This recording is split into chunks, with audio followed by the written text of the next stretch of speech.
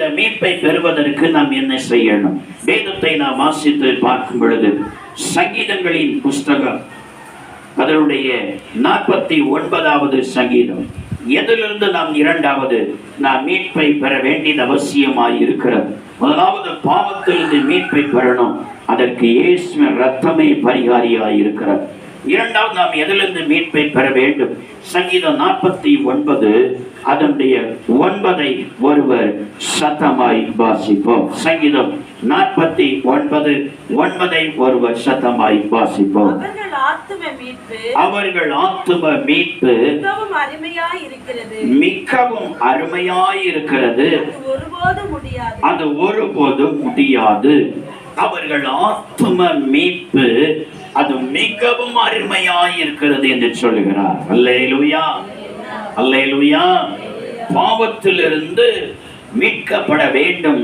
அதே நேரத்தில் ஆத்துமாவிலும் ஒரு மீட்பு தேவனுடைய பிள்ளையுடைய வாழ்க்கையில அவசியம் என்பதை கர்த்தருடைய வேதம் சொல்லுகிறது. சில பாவத்திலிருந்து விடுதலை அடைகிறார்கள். ஆனா ஆத்துமாவில ஒரு மீட்பை தன்னுடைய வாழ்க்கையில அவர்கள் விரும்புகிறது இல்லை. போதும், என்ன கொலை செய்யணும், கொள்ளை அடிக்கிறேன்னா, என்கிட்ட எத்தனையோ பாவங்கள் இருந்து அதெல்லாம் நான் விட்டுட்டேனே, அதெல்லாம் விட்டுட்டு நான் மனம் திரும்பிட்டேன், நான் ரட்சிக்கப்பட்டுட்டேன், ஞானஸ்நானம் எடுத்துட்டேன், பரிசுத்தாய் பெற்றுட்டேன், ஆகையினால இனி எனக்கு போத நான் பரலோகத்துக்கு போய்வேன்னு சொல்லி எண்ணுகிறாங்க. தேவனுடைய பிள்ளைகளே, அது நல்லது, நீங்கள் அந்த பாவத்திலிருந்தெல்லாம் விடுதலை பெற்றது. ஆனால் உங்களுடைய ஆத்மா பல நேரங்களில சிலருக்கு உங்களுக்கு அறிந்தும் உங்களுடைய வாழ்க்கையில அறியாமலும், சிலருக்கு தன்னுடைய வாழ்க்கையில வேத அறிவு தன்னுடைய வாழ்க்கையில இல்லாமலும் உங்கள் ஆத்மா ஸ்தோத்திரம் இன்னும் உயிர்ப்பிக்கப்படாமல், உங்கள் ஆத்மா இன்னும் சரியாக மீட்கப்படாமல் இருக்கிறதை ஆண்டவர் சொல்லுகிறார். அல்லேலூயா, அல்லேலூயா. கர்த்தருக்கு ஸ்தோத்திரம். நாம் அந்த நித்திய மகிழ்ச்சியில, அந்த சஞ்சலம் தவிப்பும் இல்லாத அந்த ராஜ்யத்தில் நாம் போக வேண்டுமானா எப்படி பாவத்திலிருந்து மீட்கப்படுகிறோமோ அதே போல நம்முடைய ஆத்துமாவிலும் ஒரு மீட்பை நாம் பெற வேண்டும் என்று சொல்லுகிறார். ஆத்துமாவில மீட்பை எப்படி பெறுகிறது? அப்படி என் ஆத்துமாவில அப்படி என்ன பாவம் இருக்கிறது, என் ஆத்துமாவில நான் அப்படி என்ன பாவத்தை வச்சிருக்கிறேன் என்று சொல்லி நீங்க நினைக்கலாம். வேதம் தெளிவாய் சொல்லுகிறது. வாசிப்போம். சங்கீதங்களின் புஸ்தகம் 119வது சங்கீதம், சங்கீதங்களின் புஸ்தகம் 119வது சங்கீதம் 25வது வேத வசனத்தை ஒருவர் சத்தமாய் வாசிப்போம். என் ஆத்துமா மண்ணோடு ஒட்டி கொண்டிருக்கிறது, உமது வசனத்தின்படி என்னை உயிர்ப்பியும். அல்லேலூயா. சங்கீதக்காரன் ஆகிய பக்தன் சொல்கிறார், என் ஆத்துமா மண்ணோடு ஒட்டி கொண்டிருக்கிறது, உம்முடைய வசனத்தின்படி என்னை உயிர்ப்பியும் என்று சொல்லுகிறார். நல்ல கவனிங்க. ஸ்தோத்திரம். பாவத்திலிருந்து மீட்பை அடைவதற்கு இயேசுவின் உயிராகிய இரத்தம் அதற்கு பரிகாரமாயிருக்கிறது. அதன் மூலமாகத்தான் பாவத்திலிருந்து மீட்பை அடைய முடியும். அதே நேரத்தில் நம்முடைய ஆத்துமா மீட்படைய வேண்டுமானா பைபிள்ல நாம் வாசிக்கிறோம். சங்கீதக்காரனாய பக்தர் சொல்லுகிறார், உம்முடைய வசனத்தின்படி என்னை உயிர்ப்பியும் என்று சொல்லுகிறார். அல்லேலூயா. தேவனுடைய வசனத்தினாலதான் நம்முடைய ஆத்துமாவுல ஒரு விடுதலையை, ஒரு மீட்பை நம்முடைய வாழ்க்கையில பெற்றுக்கொண்டு உயிர்ப்பிக்கப்பட முடியும் என்று சொல்கிறார். ஸ்தோத்திரம். இங்க நான் வாசிக்கிறோம், நம்முடைய ஆத்துமா ஏன் வசனத்தின்படி உயிர்ப்பிக்கப்பட வேண்டும் என்று சொன்னா அந்த பக்தனை சொல்கிறார், என் ஆத்துமா அது மண்ணோட ஒட்டி கொண்டிருக்கிறது. அல்லேலூயா, அல்லேலூயா. என் ஆத்துமா அது மண்ணோடு ஒட்டி கொண்டிருக்கிறது. என் ஆத்துமா இப்படி இந்த மண்ணோட ஒட்டிட்டு இருந்தா நம்முடைய வருகையில வர முடியாது. என் ஆத்துமா அந்த மண்ணோடு ஒட்டி கொண்டிருந்தா அந்த நித்திய மகிழ்ச்சியை நான் பெற முடியாது. ஆகையினால என் ஆத்துமாவை மண்ணோடு ஒட்டி கொண்டிருக்கிற அந்த ஆத்துமாவை உயிர்ப்பித்து என்ன செய்ய வேண்டும்? நான் அந்த வருகையில வரணும்னு சொல்றேன். நல்லா கவனிங்க, கவனிங்க. கர்த்தருக்கு ஸ்தோத்திரம். மண்ணோடு ஒட்டி கொண்டிருக்கிறது என்று சொல்லும் பொழுது நல்ல கவனிங்க. ஆத்துமா ஒவ்வொரு மனுஷனுக்கும் தேவன் தந்த ஆத்துமா. வேதனை அப்படித்தான் நான் வாசிக்கிறோம். ஸ்தோத்திரம். ஆனா மண்ணானது பாருங்க பூமியிலிருந்து எடுக்கப்பட்டது. அல்லேலூயா. மண்ணு பூமியிலிருந்து எடுக்கப்பட்டது, எங்கிருந்து எடுக்கப்பட்டதோ அதற்குரியது. அல்லேலூயா. சத்தமா சொல்லுங்க. பூமியிலிருந்து எடுக்கப்பட்ட மண் பூமிக்கு உரியது. ஆனா மனுஷனுடைய ஆத்மா தேவனிலிருந்து மனுஷனுக்குள் வரப்பட்டது. எப்படி வந்தது? அதான் நான் வாசிக்கிறோம். ஆதியாகமம் புஸ்தகம் 2வது அதிகாரம் 7வது வசனத்தை ஒருவர் சத்தமாய் வாசிப்போம். ஸ்தோத்திரம். ஆதியாகமம் புஸ்தகம் 2வது அதிகாரம் 7வது வசனத்தை ஒருவர் வாசிப்போம். தேவனாகிய கர்த்தர் மனுஷனை பூமியின் மண்ணினாலே உருவாக்கி ஜீவ சுவாசத்தை அவன் நாசியிலே ஊதினார். மனுஷன் ஜீவ ஆத்மாவாய் மாறினான். அல்லேலூயா. ஸ்தோத்திரம். மனுஷனை கர்த்தர் உருவாக்கும் பொழுது ஆண்டவர் என்ன செய்தாரா? பூமியின் மண்ணினால இந்த மனுஷனுடைய சரீரத்தை உருவாக்கினார். அல்லேலூயா. அல்லேலூயா. பூமியின் மண்ணினால சரீரத்தை கர்த்தர் உருவாக்கி அவனுக்கு கர்த்தர் என்ன செய்தாரா? தம்முடைய நாசின் சுவாசத்தை அவனுக்கு என்ன செய்தாராம்? ஜீவ சுவாசமாக ஊதி கொடுத்தார். அப்பொழுது மனுஷன் எப்படி மாறினான்? ஜீவ ஆத்மாவாக மாறினானாம். அல்லேலூயா. அப்ப ஆத்மா எங்கிருந்து வந்தது? தேவனுடைய நாசியிலிருந்து, தேவனிடத்திலிருந்து வந்ததுதான் நமக்குள்ளே நாம் சுவாசிக்கிறதான, நமக்கு ஜீவனாய் இருக்கிறதான இந்த ஆத்மாவாய் இருக்கிறது. ஆனா இந்த சரீரம் எங்கிருந்து வந்தது? இந்த மண்ணிலிருந்து வந்தது. பல நேரங்களில் இது மண்ணிலிருந்து இந்த சரீரம் வந்ததுனால பாருங்க, மண்ணுக்குரியது மண்ணுக்கு என்ன செய்கிறது? மண்ணின் தன்மை உள்ளதாய் இருக்கிறது. அல்லேலூயா. நீங்க மண்ணை எடுத்துட்டு போய் ஒரு தனியா ஒரு பக்கெட்ல வச்சு ஒரு செடியை நட்டாலும் அதுலயும் செடி என்ன செய்யும்? வளரத்தான் செய்யும். எப்படி பூமியில இருக்கிற மண்ணு பூமியில விதையை போட்டா வளர்கிறதோ, பலன் கொடுக்கிறதோ, அதே போல அந்த மண்ணுல கொஞ்சம் தனியா எடுத்துட்டு போய் நீங்க விதையை போட்டாலும் வளரும். ஏன்? அந்த மண்ணினுடைய தன்மை அதில் இருக்கிறது. அல்லேலூயா. சத்தமா சொல்லணும், உற்சாகமா இருக்கணும். அல்லேலூயா. அந்த மண்ணினுடைய தன்மை இருக்கிறது. அப்போ ஒவ்வொரு மனுஷனுடைய சரீரம் மண்ணிலிருந்து எடுக்கப்பட்டதுனால இந்த மண்ணுக்குரிய தன்மை இருக்கிறது. அல்லேலூயா. மண்ணுக்குரிய தன்மை மண் என்று சொல்லும் பொழுது அது உலகத்திற்குரியது. அல்லேலூயா. அப்ப உலகத்திற்குரிய தன்மை, உலகத்திற்குரியதான அதனுடைய எல்லா தன்மை என்று சொல்லும் பொழுது உலகத்திற்குரிய எல்லா ஆசா பாசங்கள், உலகத்திற்குரிய காரியங்கள், மண்ணிலிருந்து உருவாகிற எல்லாவற்றையும் அனுபவிக்கிறதான ஆசைய நயனத்தையுமே இந்த மண்ணான சரீரத்தில் இருக்கத்தான் செய்து. அல்லேலூயா. அல்லேலூயா. மண்ணிலிருந்து தான் ஆண்டவர் உருவாக்கினார். மண்ணின் தன்மை அதற்குள் இருக்கிறது. இந்த மண் உலகத்திற்குரியது. உலகத்திற்குரிய அந்த ஆசா பாசங்கள் எல்லாம் அது என்ன செய்கிறது? இந்த சரீரமாகிய மண்ணில் அது இழுக்கிறது. அது இழுக்கிறது. அதை அனுபவிக்கணும், இது அனுபவிக்கணும்.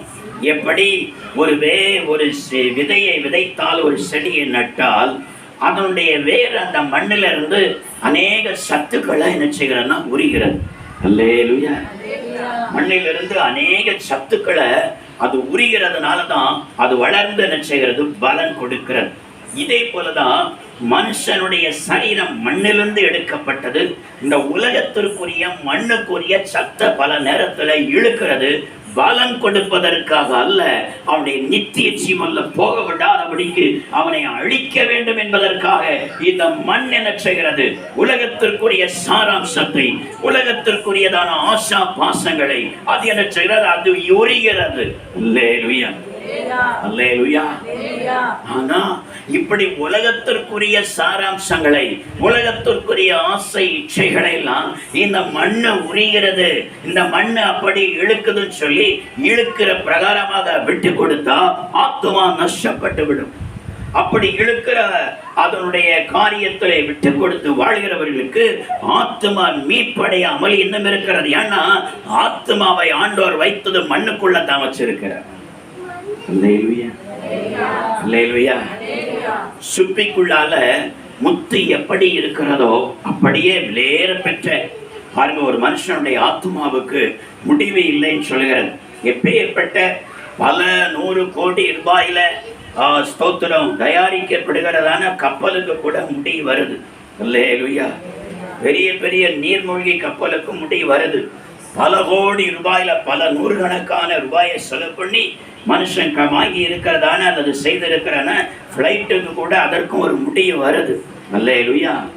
ஆமா, அது கொஞ்ச நாள் கழிந்த பிற்பாடு அதற்கு அப்படியே ரிட்டையர்ட் ஆக்கிடுறாங்க, ஒதுக்கி வச்சிடுறாங்க, எங்கேயாவது பொருள் காட்சியில் அதை வைத்துடுறாங்க, அதற்கு ஒரு முடிவு வருது. ஆனா மனுஷனுடைய ஆத்துமாவுக்கு முடிவே கிடையாது. மண்ணுக்கு தான் முடிவு வருதே தவிர மனுஷனுக்கு ஆத்துமாவுக்கு முடிவில்லை. அல்லேலூயா. மண் என்று சொல்லும் பொழுது இந்த சரீரத்துக்கு தான் உனக்கு முடிவு வந்து அழிவு இருக்கிறதை தவிர உன் ஆத்துமாவுக்கு அழிவே கிடையாது. ஆகையினால் அந்த கப்பலை விட பல 100 கோடி கொடுத்து அங்க செய்கிற கப்பலை விட பல 100 கோடி கொடுத்து அவர்கள் செய்கிற பிளைட்டை விட மனுஷனுடைய ஆத்துமா அதை விட விலையேற பெற்றது. அல்லேலூயா. அதுக்கு முடிவே கிடையாது, முடிவே கிடையாது. அல்லேலூயா. ஹல்லேலூயா. ஆனா அவ்வளவு விலையேற பெற்ற அந்த ஆத்துமாவை எதுக்குள்ளதான் வச்சிருக்கிறாரு? இந்த மண்ணுக்குள்ளதான் வச்சிருக்கிறாரு. இந்த மண்ணான சரீரத்துக்குள்ளதான் வச்சிருக்கிறாரு. இந்த மண்ணான சரீரத்துக்குள்ள வைத்திருக்கிற நேரத்துல பாருங்க, ஆத்துமா இழுக்கல, உன சரீரம் அங்கங்க இழுத்து இழுத்து இந்த ஆத்துமாவை நஷ்டப்படுத்திடணும். இந்த தேவன் தந்த ஆத்துமாவை நஷ்டப்படுத்திடணும்னு சொல்லி இந்த பூமிக்குரிய சாராம்சங்களையும் ஆசைச்சைகளையும் இழுத்து தேவன் தந்த ஆத்துமாவை நஷ்டப்படுத்தி கொண்டிருக்கிறது, நஷ்டப்படுத்தி கொண்டிருக்கிறது. அல்லேலூயா. சத்தமாய் சொல்லுவோம் அல்லேலூயா. ஸ்தோத்திரம். ஆனா இப்படிப்பட்ட இந்த உலகத்திற்குரிய பூமிக்குரிய இந்த ஆசா பாசத்திலிருந்தெல்லாம், இந்த உலகத்திற்குரிய ஆடம்பர ஆசை இச்சையிலிருந்தெல்லாம் ஒரு தேவனுடைய பிள்ளை மீட்படைந்தால், அதிலிருந்து விடுதலை அடைந்தாதான் பரலோராட்சியத்துக்கு போக முடியுமே தவிர இந்த ஸ்தோத்திரம் பழமொழி சொல்லுவாங்க, பழைய காலத்து பரிசுத்தவான்கள் பரலோகத்துக்கு போற ஒரு பூனை தன்னுடைய கம்ப்யூட்டர்ல என்ன கொண்டு போச்சான்? ஒரு கருவாடை அப்படி இடிக்கிட்டு போச்சான். அல்லேலூயா. ஏன்னா பரலோகத்துக்கு போனா என்ன கிடைக்காது? அங்க கருவாடு கிடைக்காது. ஆகையினால பரலோகத்துக்கு போறதுக்கு ஆசை, இந்த கருவாடை விட இருக்குமா அதுக்கு ஆசை இல்லை. அல்லேலூயா. கருவாடு வேணும், பரலோகம் வேணும். அல்லேலூயா. இது கருவாடை கொண்டுட்டு பரலோகத்துக்கு போக முடியுமா? இதுக்கு கருவாடு நாட்டத்துல இது மொத்தத்திலேயே பூனைக்குட்டியும் தூக்கி என்ன செய்திருவாங்க? தூக்கி தூர எறிஞ்சிருவான். அல்லேலூயா. இன்னைக்கு அநேக விசுவாசியுடைய வாழ்க்கையில நீ கருவாடை வச்சுக்கிட்டு தெரிய. அல்லேலூயா.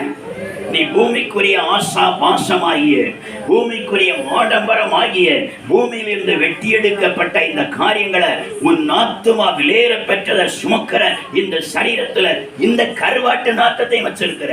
இந்த கருவாடை விடுறதுக்கு உனக்கு மனம் இல்லை. பரிசுத்த ஆவியானவர் சொல்கிறார், நீ இதிலிருந்து விடுதலை அடைந்தால்தான் அந்த நித்திய மகிழ்ச்சியில பேரின்பத்தில் வர முடியும் என்று சொல்கிறார். அல்லேலூயா.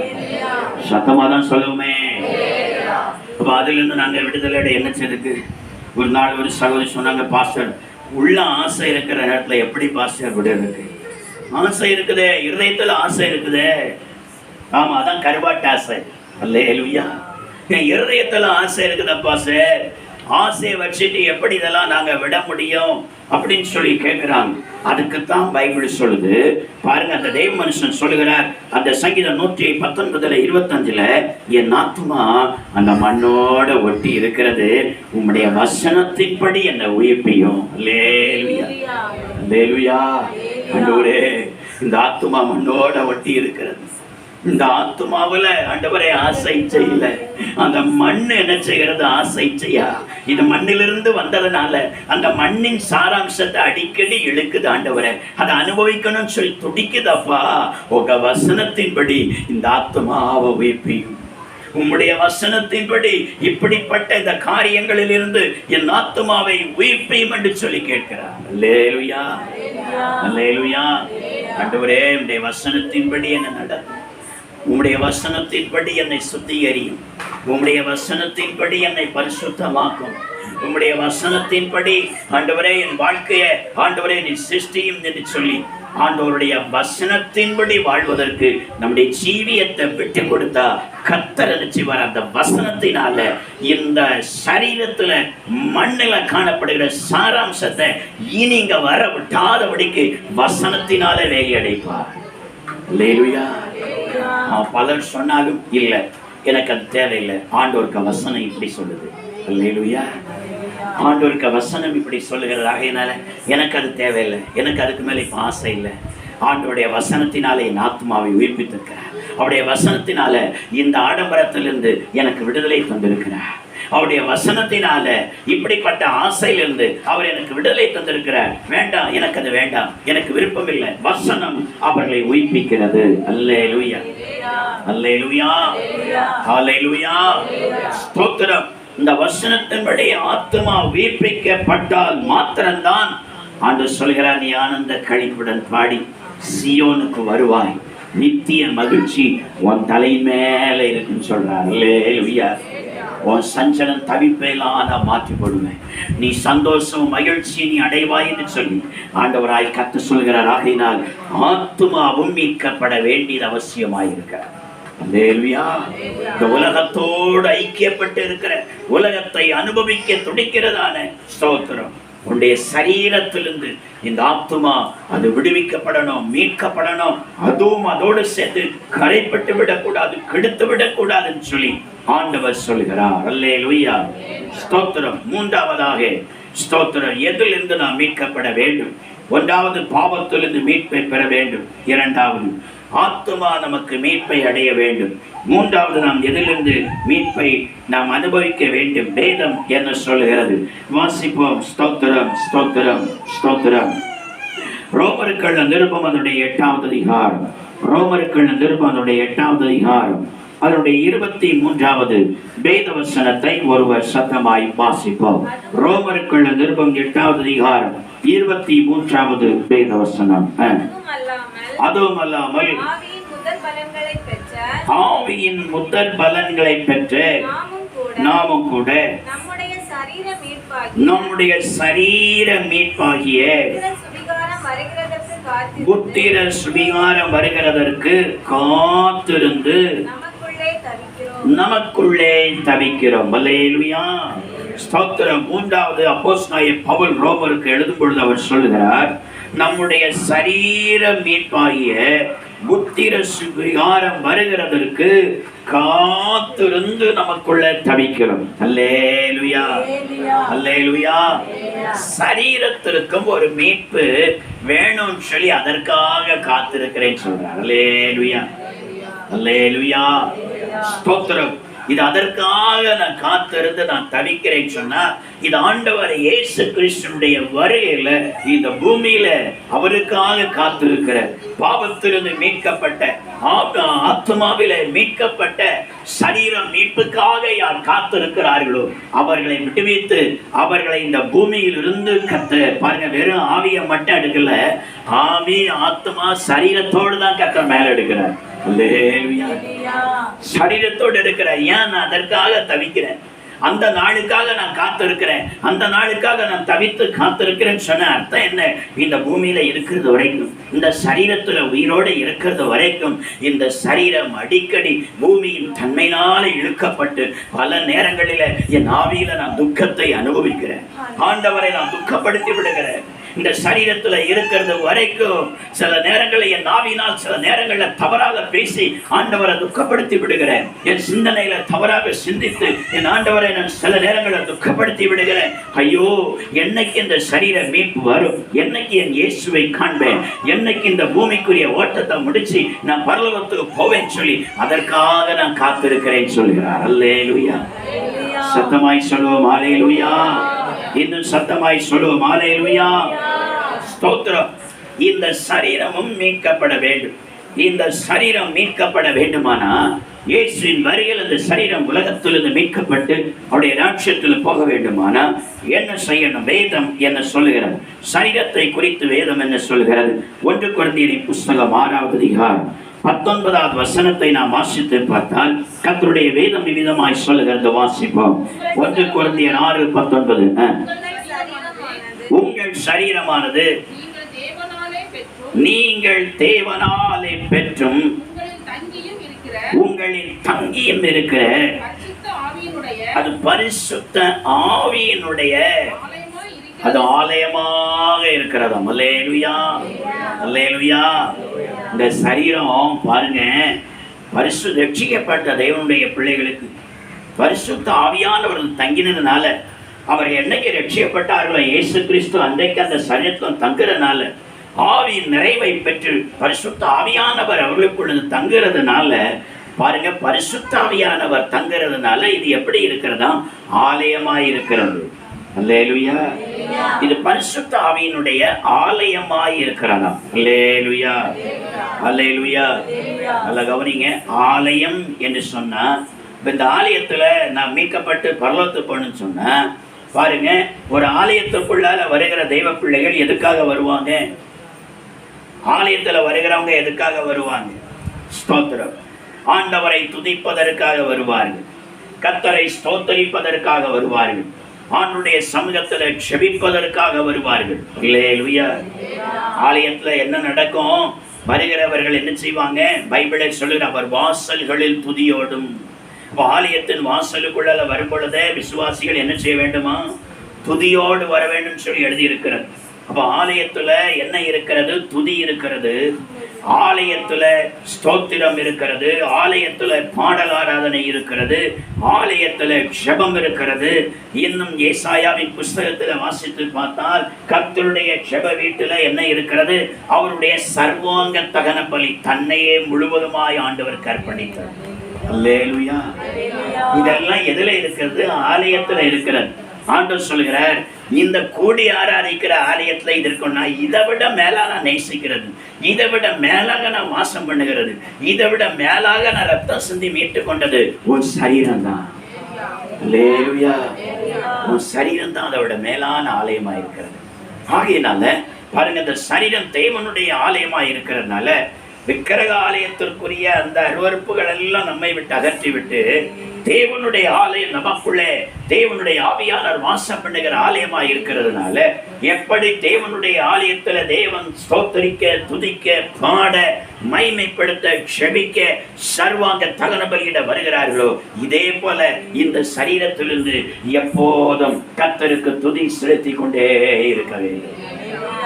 எப்பொழுதும் ஸ்தோத்திரம் செலுத்தி கொண்டே இருக்க வேண்டும்.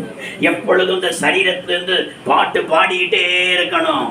அல்லேலூயா, அல்லேலூயா. எப்பொழுது சரீரத்திலிருந்து நாம் விண்ணப்பம் பண்ணிக்கொண்டே இருக்க வேண்டும். இந்த சரீரத்தையும் அவருக்கே நாம் ஜீவ பலியாக கொடுத்து விட வேண்டும். ஆண்டவரே, இந்த சரீரத்தையே நான் உமக்கு தந்து விடுகிறேன். ஆண்டவரே, இந்த சரீரத்துக்காக ரத்தம் சிந்தினீரே, உமக்கே நான் கரையும் கொடுத்து வாங்கினேன், உமக்கே இந்த சரீரத்தை தந்து விட, நீரே தங்கி வாசம் பண்ணுன்னு சொல்லி விட்டு கொடுத்தா அவர் தங்கி வாசம் பண்ணுவார். எப்ப தங்கி வாசம் பண்ணுவார்? அவர் இஸ்ரவேலின் துதிகளுக்குள் வாசம் பண்ணுகிறது. அப்ப எங்க துதி இருக்கிறதோ விசுவாசியே, நீ எப்ப எல்லாம் துதிக்கிறியோ துதிக்கும் போதுதான் உனக்குள்ள வாசம் பண்ணுவார். நீ துதிக்கலன்னா, உன் நாவுல துதி வரலன்னா உனக்குள்ள வந்து வாசம் பண்ண மாட்டார். நீ விடுவிக்கப்பட்டு மீட்கப்பட்டு வருகையில போக முடியாது. அல்லேலூயா, அல்லேலூயா. இயேசு கிறிஸ்துவினுடைய வருகையில நான் போகுவதற்கு, அந்த நித்திய மகிழ்ச்சியை நான் பெறுவதற்கு, அந்த சியோனிலே நான் பிரவேசித்து அந்த மகிழ்ச்சியும் சந்தோஷத்தை என்னுடைய வாழ்க்கையில அனுபவிப்பதற்கு ஆண்டவர் சொல்கிறார். முதலாவது, நம்முடைய வாழ்க்கையில பாவ மன்னிப்பாகிய மீட்பை கிறிஸ்துவின் ரத்தத்தின் மூலமாய் பெற்றுக்கொள்ள வேண்டும். இரண்டாவது, நம்முடைய ஆத்தும மீட்பை கிறிஸ்துவின் வேத வசனத்தினாலே நாம் பெற்றுக்கொள்ள வேண்டும். மூன்றாவது, இந்த சரீர மீட்பை நம்முடைய வாழ்க்கையில் ஆலயமாய் இருக்கிறதுனால துதியினாலும் ஸ்தோத்திரத்தினாலும் அவரை மகிமைப்படுத்துகிறதுனாலும் ஜீவபலியாக அர்ப்பணிக்கிறதுனாலும் இந்த சரீர மீட்பை பெற்று ஒரு நாள் இயேசு வரும் பொழுது அந்த வருகையில நாம் பிரவேசித்து அந்த சீயோனில் இயேசுவோடு வாழ்கிற பாக்கியத்தை பெற்று நித்திய மகிழ்ச்சி அடையலாம். அமிதமாய் வாழ்வதற்கு அர்ப்பணிப்போம். கர்த்தர் நம்மை ஆசீர்வதிப்பாராக.